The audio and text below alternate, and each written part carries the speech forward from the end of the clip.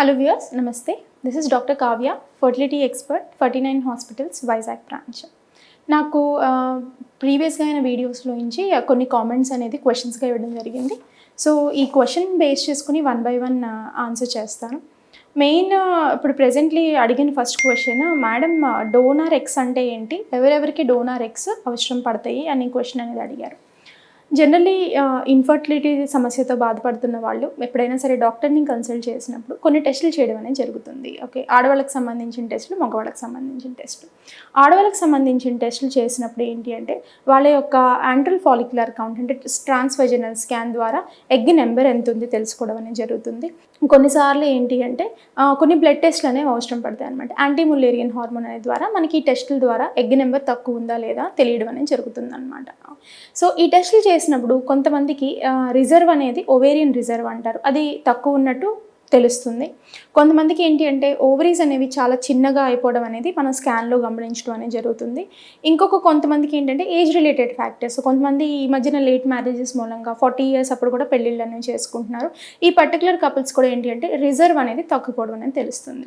ఇంకో category of patient కొన్ని genetical problems మూలంగా ఏమవుతుంది అంటే ముట్టు అనేది కొంతమందికి అసలు ఆడపిల్లలకి రాదు.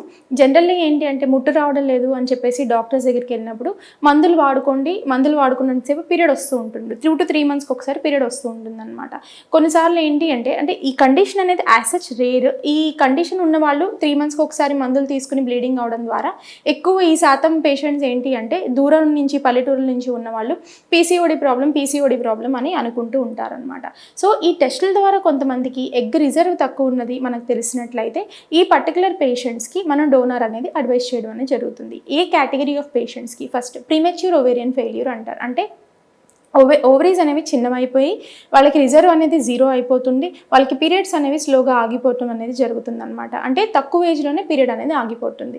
దాన్ని ప్రీమెచ్యూర్ ఓవేరియన్ ఫెయిల్యూర్ అంటారు. ఈ పర్టికులర్ పేషెంట్స్తో వాళ్ళ యొక్క రిజర్వ్ అనేది లేదు కాబట్టి వీళ్ళకి కూడా మనం ఎగ్ డోనార్స్ని ఆఫర్ చేయడం అనేది జరుగుతుంది.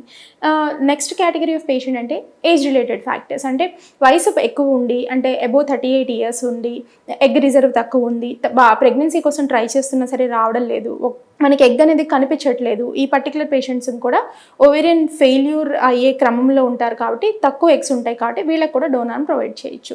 Third factors continuously chromosomal abnormalities అనమాట. అంటే తల్లిదండ్రుల్లో క్రోమోజోమల్ అబ్నార్మాలిటీస్ ఉండి అది బేబీకి పాస్ అయ్యి కొంతమందికి రికరెంట్గా ప్రెగ్నెన్సీస్ లాసెస్ అవుతూ ఉంటాయి అనమాట. దాన్ని రికరెంట్ ప్రెగ్నెన్సీ లాస్ అంటారు.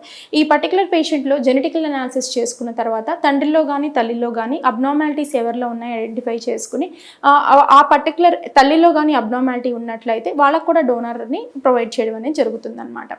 ఈ ఫ్యాక్టర్స్ కాకుండా ఇంకెవరికి డోనార్ రిక్వైర్మెంట్ అనేది ఉంటుంది. కొన్నిసార్లు ఏంటి అంటే ఈ క్రోమోజోమల్ అబ్నార్మాలిటీస్తో పాటు కొంచెం నెగిటివ్ బ్లడ్ గ్రూప్ పేషెంట్స్ ఉంటారు. Even though it is very uncommon now. Negative blood group patients ఏంటి అంటే వాళ్ళకి ఆల్రెడీ ప్రీవియస్గా అబార్షన్స్ అయినా బేబీ ఉన్నా సరే వీళ్ళలో ఏంటి అంటే అర్లీగా ఐడెంటిఫై చేయలేని పక్షంలో బేబీ అనేది కడుపులోనే ఉబ్బిపోయి చనిపోయే అవకాశం అనేది ఉంటుందన్నమాట.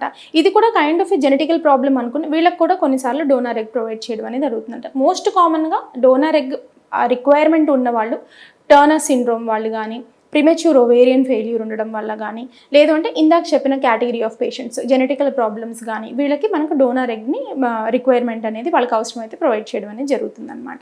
సో ఇవి కాకుండా ఇంకేమైనా ఉంటాయా? ఓకే, యంగ్గానే ఉంటారు కపుల్ కానీ సివియర్ ఎండోమెట్రియోసిస్ అంటే ఏంటి అంటే అండాశయాలన్నీ చాక్లెట్ కలర్ బ్లడ్తో నిండిపోతుంది అనమాట. ఇది చాక్లెట్ సిస్ట్ అంటారు. ఈ చాక్లెట్ సిస్ట్ ఉండడం మూలంగా ఏంటి అంటే వాళ్ళకు కూడా ఎగ్ రిజర్వ్ అనేది తగ్గిపోతుంది. ఇందాక నేను చెప్పిన కండిషన్స్ ఏంటి అంటే బై బర్త్ వచ్చిన కండిషన్స్ అనేవి ఉంటాయి. ఇవి ఇప్పుడు చెప్తున్న ఎండోమెట్రియోసిస్ అనేవి ఏంటి అంటే వాళ్ళకి ఫస్ట్ నుంచి ఉండవు ఈ సమస్య అనేది వాళ్ళు పెరుగుతున్న కొద్దీ వచ్చి సిస్ట్ ఉండడం మూలంగా 2 పక్కల ఓవరీస్ తీసేసిన వాళ్ళు కూడా ఉంటారు. లేదు అంటే ఎక్కువ ఓవరీ అనేది తీసేసి చిన్న ఫాలికల్సే ఉండేవాళ్ళు ఉంటారనమాట. ఈ కపుల్ కూడా ఒకసారి ఐవీఎఫ్ ట్రై చేసి అవడలేదు అంటే డోనార్ ఎగ్కి వెళ్ళే అవకాశం అనేది ఉంటుందన్నమాట. Thank you viewers.